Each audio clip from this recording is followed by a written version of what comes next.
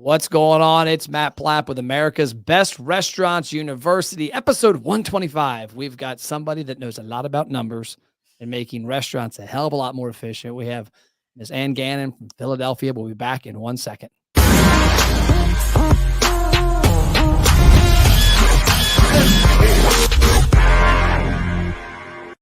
I get rocking to that beat. It's awesome. Yes. I love it. I got Red Bull because we got the Red Bull fridge out here, thanks to Performance Food Group. And tell the internet world who you are. Yes. So I'm Anne Gannon. My company is the Largo Group, and we specialize in restaurant accounting and really helping to simplify the accounting process for business owners. Man, you got that down pack. So you just didn't start yesterday. No.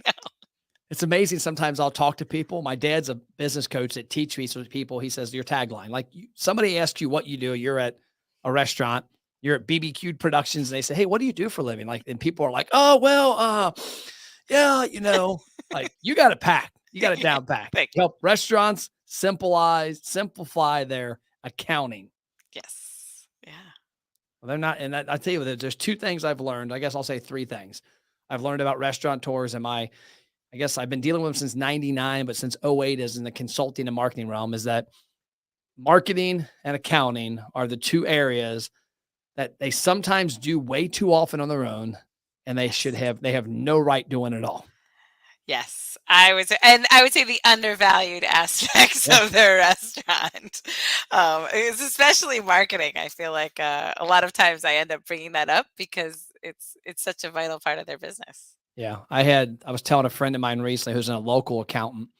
And I said, the thing that scared the most out of me the last couple of years was that for about 2 months before I had met you, before about 2 months in early spring 2020, I did a bunch of, what to do with the pandemic, what to do that it's here, like PPP, idle loans, all this stuff. And within and I was literally just the conduit. I had like David Scott Peters. I had all these different people on, and I had no clue about accounting. I'll be completely honest. I don't know how to run restaurants. I don't use accounting software. I just know how to market and sell. And I was amazed by the number of people that after doing about 5 or 6 webinars, just as the host, my phone's ringing off the hook. Like, hey, Matt, can you help me with the PPP loan? I'm like, what do you want an introduction of somebody? No, can you help me? I heard your webinar. Like, can you give me some advice? And I'm like, I'm the person you're calling? Well, it's so true. I mean, I was talking to someone the other day, and it's like people don't realize now. I think we forget how scary that time was, and nobody knew. And they kept changing the rules. Oh my gosh. I was talking to a banker, and he was like, well, some people were supposed to use it in 8 weeks, and they didn't. And I'm like, that was their last dollar. Like people had to make the awful decision of this might not be forgiven or I'm going to spend it all and I might not have another dollar coming in. I mean, it was such a crazy time. And I feel like people don't give themselves enough credit for making it through. No, dude, the last 2.5 years, the fact that I've been through 9/11, I've been through the 08 collapse. My boat dealership collapsed in 08. Like we went away. There was nothing helping small businesses. Like GM and Ford got bailed out. Right. Nobody else. And so I was telling a guy the other day, him and his wife that have a restaurant, I said, I don't think you realize how much of a badass y'all are.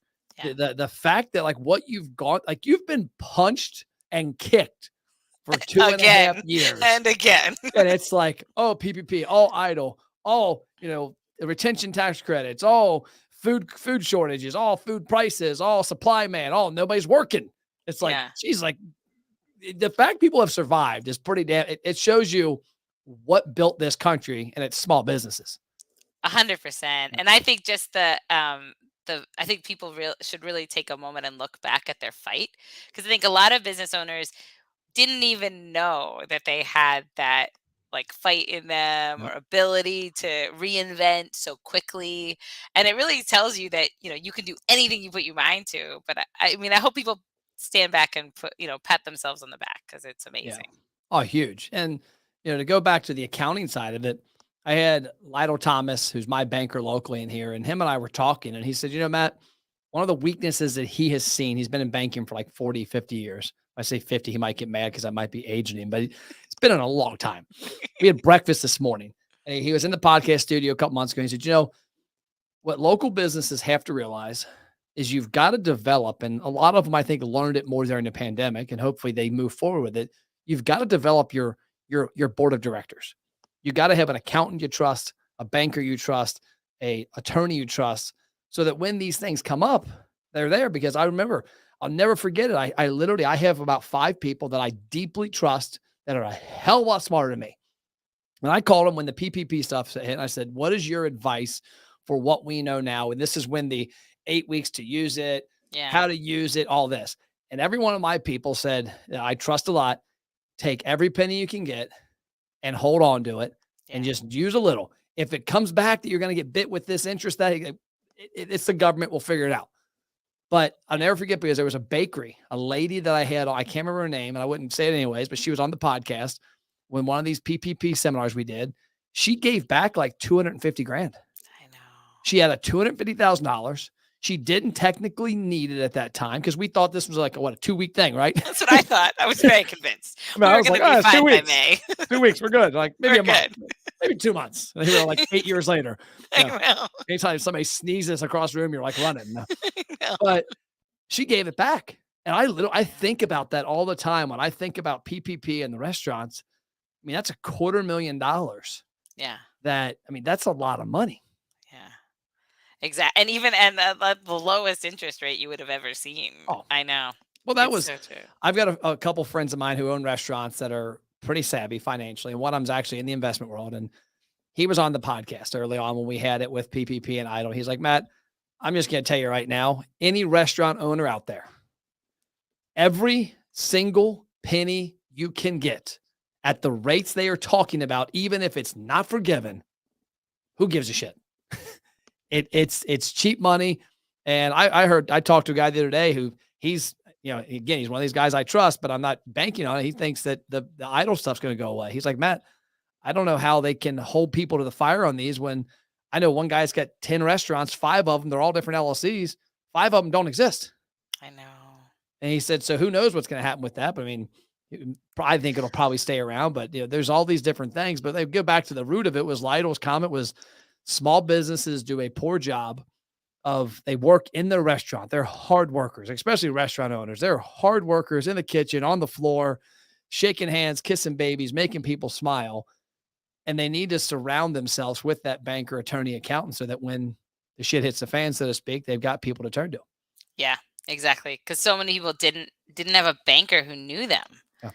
I mean, the basic things, and that made a difference.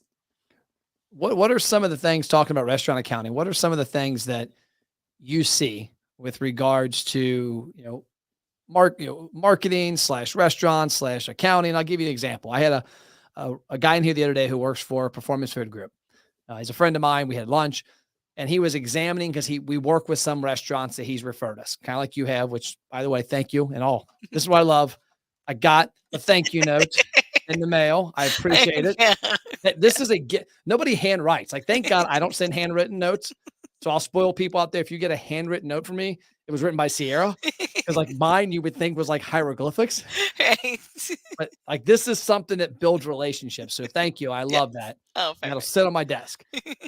But we had a conversation a couple weeks ago, and he's like, "Hey, I want to talk to you because I want to run some stuff by you. It's above my pay grade." And this is like a David Scott Peters thing as well, with regards to like menu engineering and pricing. Mm.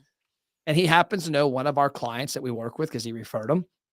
And he said, "One thing I see that you guys could become better at, and I understand why you're not, because you're not a restaurant company, is advising what promotions to run or not to run." He said, "Because I looked at the restaurant you guys are working with, and you and them came up with these 4 promotions, which are driving traffic. The problem is that restaurant has that one item priced way. It's completely wrong. It's priced wrong. So they're driving traffic in for people to take food that they're losing $1 on." Yeah. Yeah. I'm like, "Oh, okay, we need to fix that." And he's like, "Instead of making 4, he's like, so now they might look at your program, your marketing is not working." Well, no, it's working. They just don't have the accounting side of the cost of the food down. So what are some things that Anne sees when you consult with restaurants on accounting and all the numbers and calculator stuff? So I think the biggest thing that changed, especially during COVID, is the idea of you have to look at your business every week. Okay. Right? As a place to start, You, the owner, can't say, well, my bookkeeper's not done her work or his work, or my CPA has. No, like as an owner, you have to know exactly where you are this week, because a month is too long to wait. And I Okay. think the second piece of that is you have to know your cash flow, Yep. because I could give you a report that shows a great bottom line, but the only way you're going to trust that is if it ties back to your cash. And if, even if the numbers aren't the same, cash went down, P&L went up, there's Yeah. lots of accounting reasons why, but you just need to know that why, because then the next time I give you a report, you're going to trust it. But I feel like so many times the owner outsources the accounting, which is what I do. So I'm not Yep. saying not to do that, Yep. but you can't outsource the responsibility. So at the end of the day, this is your business, and it's such a better relationship if you are owning those numbers as much as whoever is actually putting it into the software. So I'm not crazy then. Number one, I look at my bank balances 3 times a day. Yes. I look at a morning, afternoon, and before the day's over. I have a sheet that every Sunday night I fill out, which is created it myself, which is my weekly cash flow, my expected income, my expected outflows, past due balances, new clients coming on board. And I kind of also give my sales like, hey, this is what needs to happen this week for us to have a better week.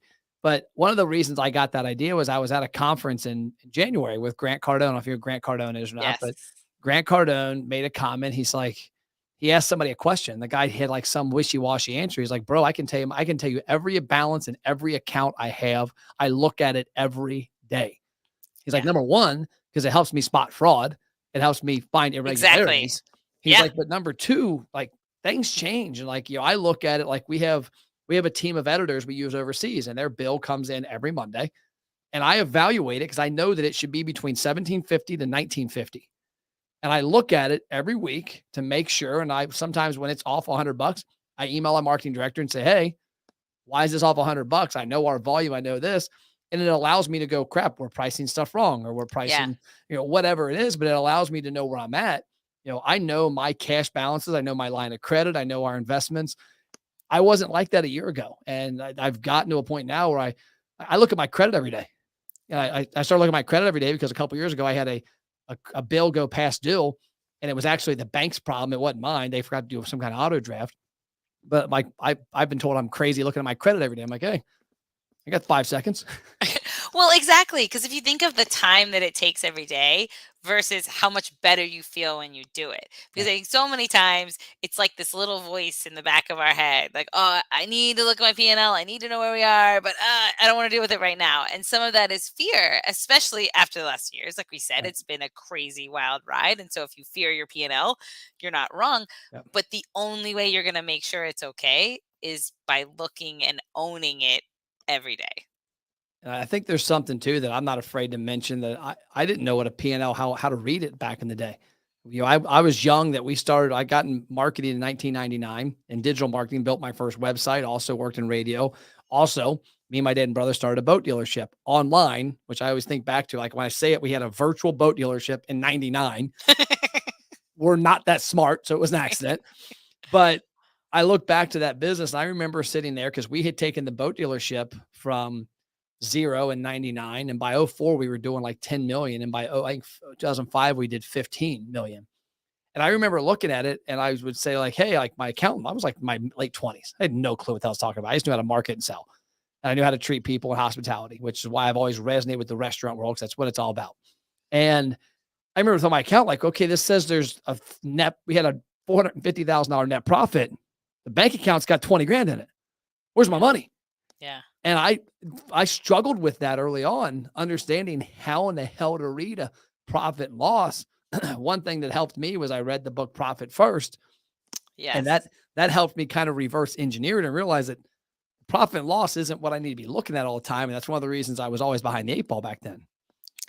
Well, exactly. And I think the rule is, I think so many times people see, me being an accountant, they think, oh, well, it's because you're an accountant. It's easy for you. But, I joke that I can't cook, so it's okay. We all have different talents. But the other part is, it doesn't matter if it's easy or hard. As an owner, it's just as important as anything that you're going to do in your restaurant every day. And we can't use that as a reason not to do it. We have to find a way to understand it, because I believe accounting is a skill. Like, I don't believe it's something that you're born with. I think it's something that you just have to find a way to make it work with how you think. So if you look at cash better, then look at cash better. Nobody cares about the accounting rules, right? Yeah. Yes, your CPA does and the IRS does, but you need to find a way to make it make sense to you. And whatever that is, be creative. Come up with an Excel that looks the way you want it to look, because just by doing that, you're going to not be afraid to look at the P&L and, open the report that you're sent. What are some of the things you do at the Largo Group? I guess first, tell us where Largo Group comes from, because you said it had a tie into Florida, and there's another Greek word or something. Yeah, so I used to live in Florida, so it was a little bit of a play on that. And then Largo means methodical. So I think one of the things that really sets us apart is, my first job was in public accounting at a big accounting firm. Yeah. I had grown up playing competitive golf and kind of grew up in hospitality, serving on the weekends just to make more money to go play golf. And that was sort of my life. And then when I went back to school for accounting, my undergrad had been in economics, because I always just loved business and how companies were created. And then, obviously there's no jobs for economists, so you need to find something that works a little better. And one of my professors was the one who told me, like, accounting is a skill. Go teach yourself accounting and you'll always find a job. So I did, and I went back to school, got a master's in accounting, and then ended up in this, big public accounting firm in Boston. And I realized how different my background was from most accountants, because most accountants really struggle to understand business, right? Like, they understand the accounting rules. They grew up doing internships at accounting firms, and that's the road they know. Very similar to lawyers, right? Like, they're always around other accountants. And I had grown up around a lot of entrepreneurs, because a lot of business owners play golf, and I traveled the country. Like, that was just my background. And to me, the way accounting was set up in the corporate world was spend the least amount of time with your client and charge them the most. And to me, I'm like, well, with these guys, like, it says a loss. Like, shouldn't we tell them? Like, we have all this information. Like, we could help them. No, it's not your place. Like, just send them. And so you'd have these horrible conversations with these business owners who are screaming at you, because either you're telling them they lost money, and they're like, how do you know I lost money? And you're like, I don't know. I just did your return. Like, I have no idea. I can't look at it because I'll get in trouble. Or you're telling them they owe money, and they're like, wow, what? And either way, I can't spend time with you because I'll be treated poorly by my boss. So after a year or two, I'm like, this is horrible. Like, this is not working for anyone. And so I just started thinking about what would work better. And so I found, a couple of clients that I sort of played around with. And then eventually, I was, my husband and I were going to have kids at the time. So it was a good way to kind of like go be a mom and kind of recreate or come up with what I wanted it to be, and really came up with the idea of, blowing up the way accounting works for small business. And the way that it should work is, I'm a phone call away, and I'm not going to charge you if you call me, because anything I learn about you now, I'm going to do a better job on your tax return. And in theory, it's going to take me less time to do it. And this model was in existence. I mean, I started in, really on my own when my kids were a little older, 2015. And then in 2019, I mean, we were growing, we were in hospitality. But when COVID hit, I mean, that really was a defining moment for our company. My dad had been an entrepreneur, and his business had failed. And so to me, COVID was, I saw the writing on the wall, right? That I'm 90% restaurants in my business. And every one of my clients has a failing business right now. And I'm not sitting back, right? Like, so many accountants were like, I'm going to sit back. I don't know what the IRS says. And I'm like, no, like, we are all in this together, and we're going to find a way out of it, because these people have worked too hard. And I've seen what failure looks like, and it crushes it, right? Like, you will not come back. And so we made the decision right away to do whatever we had to do, webinars, transition to weekly accounting. Everything that we do monthly, we are now doing weekly. And we are going to provide a report every week. And that's been what we've done for the last 2 years. And I believe, 95% of our businesses made it through, our clients made it through. And I think it has transitioned to a model that is so much better. And we're not going back to monthly. We're staying at weekly, because I firmly believe that that is what will get you through any time of uncertainty. Wow. And that gives more context to my thoughts about you, because when we met the first time in Key Island, I was that was the first time, right? When Yes. we Yeah. Yeah. Yeah. Yes. was at dinner with Chris Davis and David Scott Peters Yes. and David from my team was there. I think my wife Christy was there too. And I remember afterwards telling David, I said, "Man, she's not an accountant. Like it just like you didn't feel like an accountant because I know a lot of accountants, and I've got a couple friends of mine that I don't view as accountants. I view as consultants because I've dealt with accountants. I've dealt with accountants that you call them and you're like, hey, blah, blah, blah, blah, you got phone. You want to make sure it's $75, not 400. Yes. And at the same time, I've always wondered why sometimes like information's not presented in a way that helps me succeed. And that's a big thing with the business world. And what you said took me back to kind of where we're changing our company. Like from 2008 to 2017, it was a white glove service. It was Matt involved in everything. We were a small business, same as you. You know, we were a handful of employees and I was involved in and we was a done with you process. Hey, we've got some things we can do that you can't do. We've got some things we can help you do to make you do them better. And then we got some things we can show you how to do that are awesome that you have to do on your own to appreciate it. And we then hit a time where we found a really cool product that helped people gather data. And that became we became a one trick pony. And so from like 18, 19, 20, 21, we were all about just that one thing. And a lot of our clients didn't turn to us for advice anymore. We didn't give them higher level stuff. And so we literally made the shift last year, and you've referred a few clients to us lately. And thank you, by the way. And those people are in the new system because we realized that I called it my Jerry Maguire moment, that we have all this ability. We should be the number one thing that our clients turn to when they need help with anything marketing.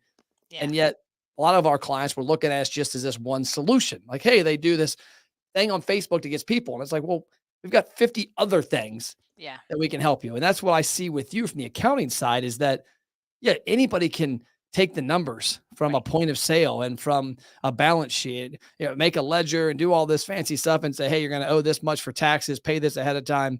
But there's a different level when you methodically do it. When you think about it, our company's corporate name, what we started with, and we don't use it anymore, but on paper, it's Driven Media Solutions. And the reason I named it that in 2008 was that we were consulting people on their media, whether it was digital or on whatever, mass media.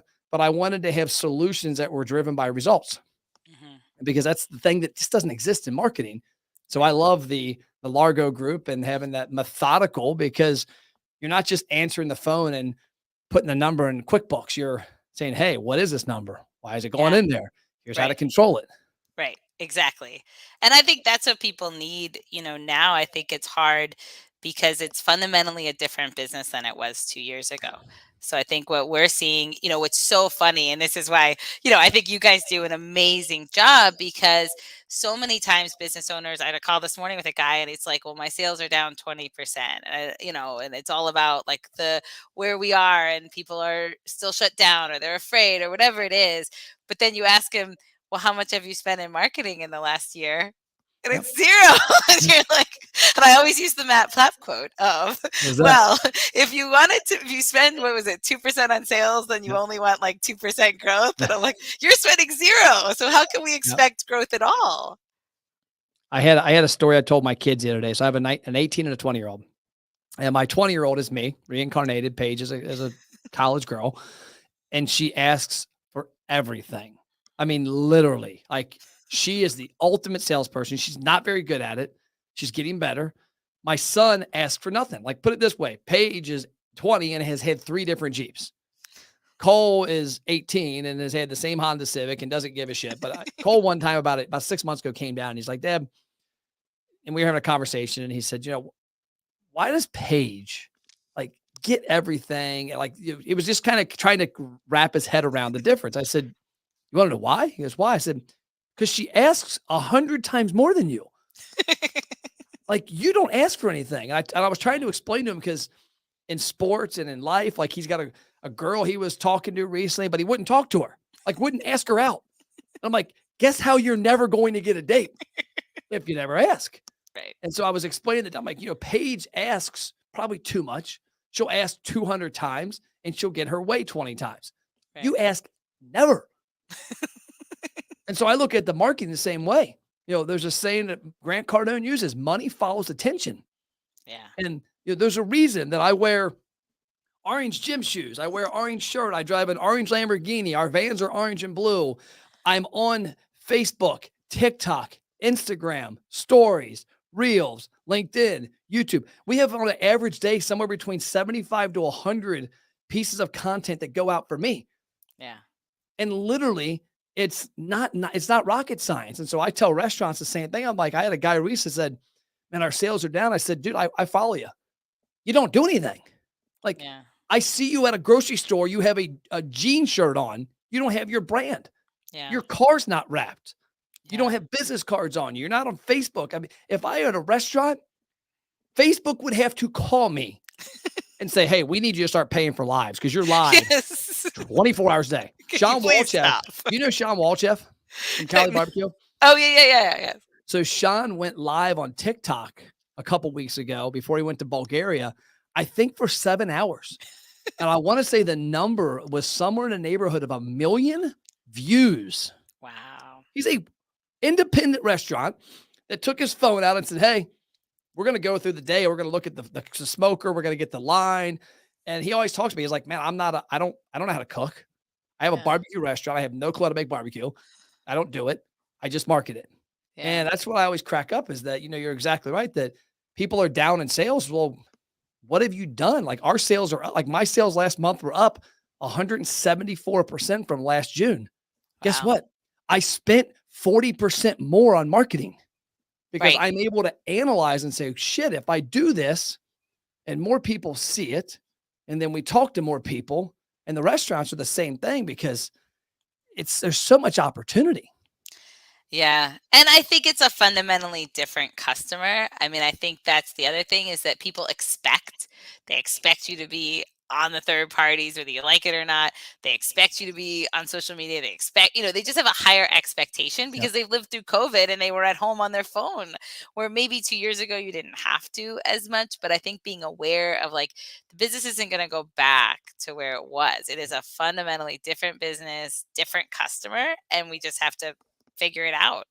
But here's the great part about it is there is one thing I can predict. So last night we had my son was there, David, my marketing director who lives near part of town. He stays at my house when he comes into town. And so he's at the house. We had a pool party. And just like you, we don't cook, but I cooked burgers and hot dogs. And we had my son, his buddy Drew, his buddy Abe, my daughter, her boyfriend Rusty, my wife, me and David. We get done playing basketball in the pool. We're eating, where everybody's chilling by the pool. I look around. Guess what the one guarantee was when I looked around? They're all on their phone. All on their phone. And so what excites me about that as a business owner, you know where they're at. Like you don't have to guess. Like there is literally, there's a handful of things. They're either on email, on text, on social media, or on the internet. Well, guess what? Every social media platform is free. Yeah. And even if you use the paid ads, you can say, I want to target women who are in their 40s that have kids that live in this zip code that like my restaurant, and tell them something for $5. Right. And so that's like, Sean Walchef and I have a podcast called Own Their Phones. And one of the whole concept of it, my dad gave me that. My dad, who's 76, we were in a sales meeting. He coaches my team. We're in a meeting. He's like, guys, you just need to get restaurants to know they need to own their customers' attention in their phones. Wow. And I was like, whoa, that's pretty deep, man. You're like 180 and you just said that. Like, and he's like, own their phones. And so that's what the podcast is called. And it's the whole concept is to teach people that, I mean, if I was in radio in 99 to 04, when we also had the boat dealerships, I was selling advertising. Well, back then it's like, okay, well, are my customers listening to one of these 8 stations? Are they watching cable? Are they watching network? Are they looking at bus billboards? Like, it was hard to know. Like now, like I could easily, like today I can go, what am I doing? I'm going to the gym tonight.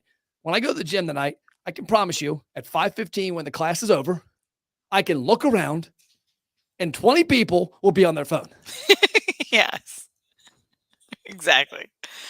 It's so true. That's such a good point about, and not being afraid of it. Because like you said, I think the other part about marketing is that people, if it doesn't work the first time, it's like, that was a waste of money. And you're like, if you look at the big guys, they spend a percentage of their sales every month.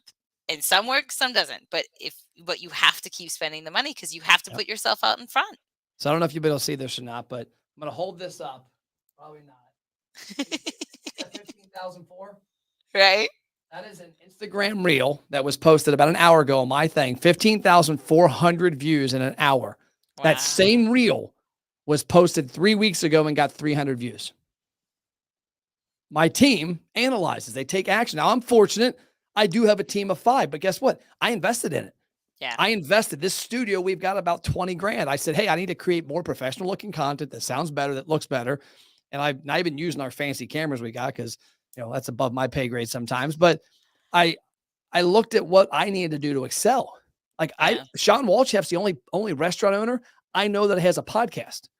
And my goal is to change that. My goal is to get Chris from BBQ Productions every week talking barbecue.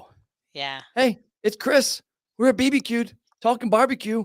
We're with Mike. Mike's the basketball coach from the school down the street. Mike, basketball season's coming up. Let's talk. I mean, people will watch. And so when you said, take action and like people are scared it's not going to work or they give up too quick, I always think of the analogy of that, like the little guy digging through the ground and the diamond mine's there and he stops right before it.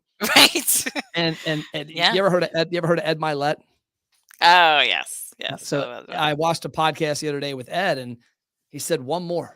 He's like, you don't realize you're one more call, you're one more meeting, you're one more customer, you're one more conversation away from the next big thing. The problem is everybody gives up. And I had a conversation on Monday with Eileen and Pam, 2 of our clients. They have 2 Black Rock Bar and Grills in Toledo and Woodhaven, Michigan. Toledo, Ohio, Woodhaven, Michigan. And last week, my team was up there and we filmed and we go live. And when we're on site, part of the 11 campaigns we do around these visits we do with the show have 2 live campaigns on site.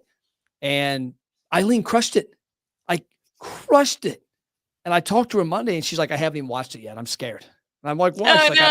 She's like, because that's how it is. We all like when I'm so comfortable on camera now. Yeah. 5 years ago, I hated it. I hated how I looked, how I sounded. I'm fat. I'm not tall enough. We all have these things that we think. Right.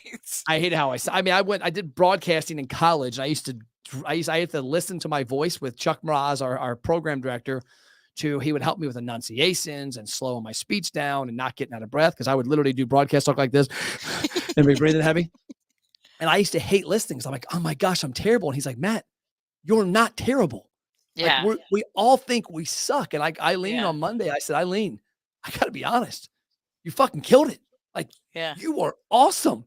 And if you went live every Monday and just talked about the restaurant, like they're doing a steak and lobster combo right now. I said, if you went live every couple of days and went up to a table and said, what's up? It's Eileen. I'm going table to table. You got the steak and lobster. Why'd you get it? What do you love? How do you like Black Rock? I mean, it costs you no money. And if you do it 365 days a year and you do that on live on, let's say, Facebook, and then you download it because there's tricks to it, that you can take that same video and put it on TikTok. It's like what our little cheat sheet we use is when if I do a video, like I would take my phone right now and do a little video, I can post it. Actually, you know what? I'll do it. I'll show you this. This is how I do it. Just give you a lesson on the markers. So I do it is I'll record it on my camera roll because I want to upload it directly to the medium. Okay. That way people can tune in.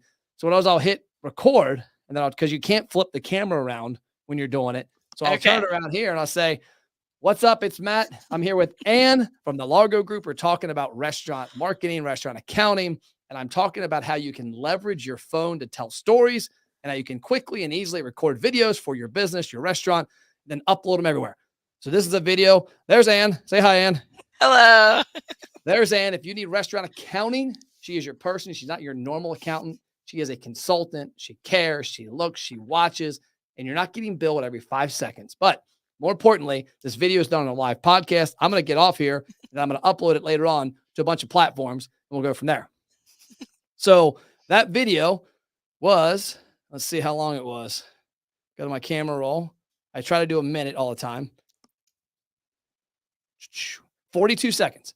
Wow. So what I will do on that video is I will take that and I will upload that directly to Instagram, directly to TikTok. I say that with intention because if you upload a video to TikTok and then share it to Instagram, Instagram squashes it because it has the TikTok logo. Oh. I don't know that. So I'll take that video, I'll upload it to Instagram. I will share that it'll be on Instagram Reels. When you put it on Reels, it also puts it on your timeline. I then will share it to a story, which puts it on my Facebook story. I will then upload it to my Facebook page. I will then share from my personal page to my business page to personal. I'll put it on LinkedIn. I'll put it on TikTok. I'll put it on Twitter, and I'll put it on YouTube Shorts. Wow. 10 places. Yeah. That one video Yeah. will go. It takes me 5 minutes. Yeah. And that's the big thing I see. Like when you say that restaurant says I'm down 20%, I tell clients all the time, like, dude, if you do what I just told you 5 times, if you actually give a shit 5 times a day, that same thing right there, that is 50 social media posts a day times 365 days a year. People will see you. People will pay attention. And the cool part is you hire somebody to come in with that content and then keep reposting it. Because only 5% of your audience sees what you post every day. So that means 95% didn't see the video that we posted 3 weeks ago that got 300 are seeing it today. Right. No, and I think that the hardest thing with understanding the marketing is also that, when you're looking at it, so in the accounting world, right, if I'm looking at your P&L and I see that your labor is too high and your cost of goods are too high, immediately everyone goes to, well, I got to cut. I got to cut back. I got to, let people go early. I got to, hurt the quality of my menu. And the one thing you will not see in your P&L is what your sales could have been. Yeah. And so many times, like one of the things that I ask people to do is forget where you are. All the excuses, that's a bad location. No one's going to come in on Sundays. I don't care. Draw out an ideal store. What should this store do? Like back from the beginning, right? When you sign that lease, what should this store do? Because that's not in your P&L. And what's eye-opening is I've had people do that. And then they're like, well, this store should do $1 million. Well, it only does 800. So no wonder you're not making what you thought you were going to make. Right? It's nothing to do with how you're running the business and everything to do with your sales. Wow. I got to be honest. That's one of the most impactful things I've heard in a couple months. Really? Oh, thanks. And you're exactly right. I told the example the other day to somebody because I see it all the time. Is Grant Cardone. I follow him. I have 8 books I read over and over. I don't read any more books except for these 8. Grant's is one of them. Yeah. And I follow him religiously. And one of the things he said numerous times is that when times get tough, you don't cut. No. You do more. And so I look at it because I used to own a gym. I sold it in December, but I've been a part of a CrossFit gym for now 9 years. And I've been a part of CrossFit and working out for 12. And when I was 32 and ran up the stairs of my house and had man boobs, and I was a college defensive back. So I was in shape and could run and jump and do all that crap. I wasn't very good, but I could do it. But when I'm 32 and running up my stairs and I have man boobs, I didn't think about, I'm going to exercise less. Right. That's what I tell people, like when you think about your business, the inclination is to cut, but it should be to do more. Like if I need to lose weight, I need to eat better. I need to stretch more. I need to exercise more. I need to find 5, 6, I need to rest more a lot of times. I need to find like these 5 or 6 things and say, I'm going to do those 365 days a year. Cause I can promise you, like Matt Plapp, I probably got 15 pounds right now. I could lose. We all probably do. Except my daughter, she's like a brick shit house, but I got like 15 pounds I could lose. Well, if I eat really good for the next year and I exercise for the next year, I do some rowing like our friend David Scott Peters for the next year, I'm going to look back in a year and go, go figure. I'm in better shape. Yeah. And that's why it always hurts. It just, a part of me dies when I talk to a restaurant that says, hey, our sales are struggling. We're cutting our advertising. I had a conversation the other day with a guy. I said, dude, can I be completely blunt with you? He goes, yeah, be blunt, please. I said, we're the last thing you should cut. Like my company, I'm not even worried about the revenue because you're literally, not to belittle you, you're like 0.002 of our income. But if you're telling me you need to sell more food, you shouldn't be calling me to cut. You should be saying, I know Matt Plapp.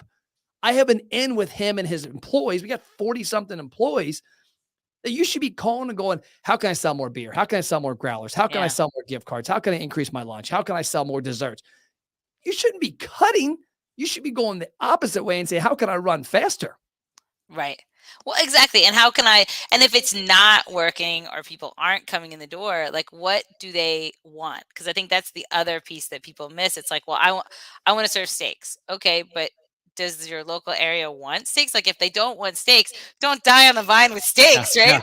I mean, and I think that was also the eye-opening of COVID. Because I remember we had a very high-end client down in Philly, and they had done all this build out, spent all this money, and this huge, they were going to be like just like New York, but in Philly. And Okay. the minute COVID hit, the guy's like, they want chicken tenders or getting chicken tenders. Love It's it. like, gonna put pretzels on the menu, Hell right? Because yeah. I'm not going down over a menu that they don't want. And I Yep. think so many times in independence, you're creating something that doesn't exist anywhere else. So do people understand what you're trying to do? Do they understand what makes your product unique? Like, I have a client that's chicken tenders. They have a better quality chicken tender than you're going to get at fast food. Do people know that? Like, Yep. that's a big question. Yeah.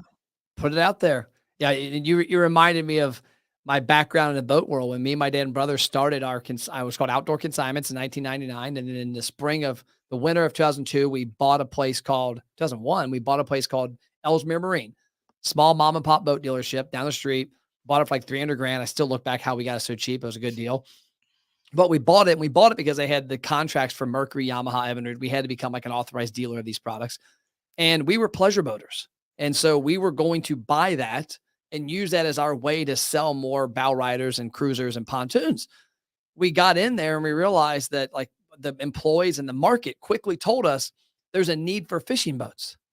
None of us are fishermen. Like I got invited at like 3 years later. We're the number 2 fishing boat dealership in the country within 3 years, by the way, because of this. But I got invited to a pro-am where I'm fishing with the Outdoor Channel with a guy named Joe Thomas. And while Joe Thomas is seriously fishing, like people would die on the vine to be in the boat with Joe Thomas. I'm trying to catch this spinnerbait on a guardrail because I'm like, you think I can hit that guardrail? He's like, what do you mean hit it? I'm like, that guardrail. I can hit that? He's like, why? I'm like, it looks like I want to see if I can hit it. Why don't you fish? I'm like, I'm hitting the guardrail. He got mad because I lost like a $30 spinnerbait and he had to cut the line. And I'm like, yeah, I hit the guardrail. But I say that story because we didn't go in there and 100% sell pleasure boats because that's what we wanted. That's what I wanted to do. We saw that people wanted fishing boats and we sold fishing boats. Yeah. So I love that story, your restaurant, that, you know what? People want chicken tenders. People want salted pretzels. People want beer in a stein versus in a fancy glass. Come do it. Yeah, exactly.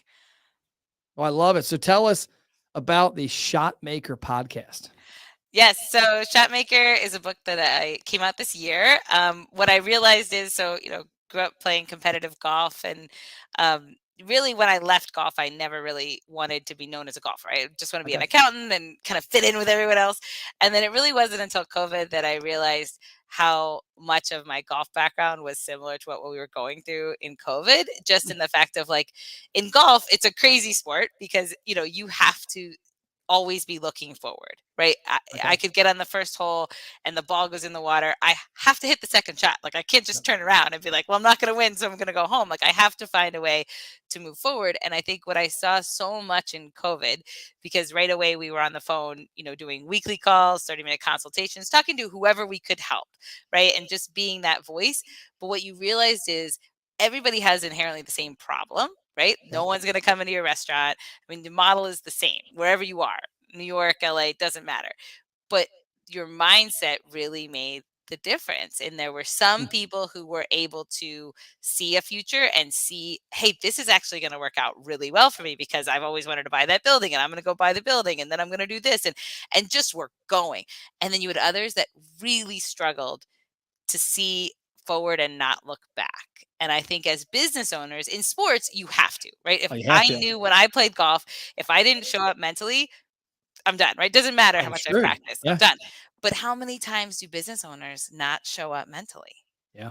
And they just say it's a bad day, or you don't have that level of expectation for yourself as the owner, because how you present yourself, it's no different than the first baseman of the Red Sox or wherever, I mean, you are presenting yourself as a leader of your brand. And if you're not showing up every day, then you're not giving it your all. And if it's not getting where you want it to be, is it your expectation of yourself as the leader? And I think Shotmaker really talks about what are the things that we need to own about us being the leaders of our company. And it comes down to that weekly accountability as an owner and really making sure that you're showing up every day.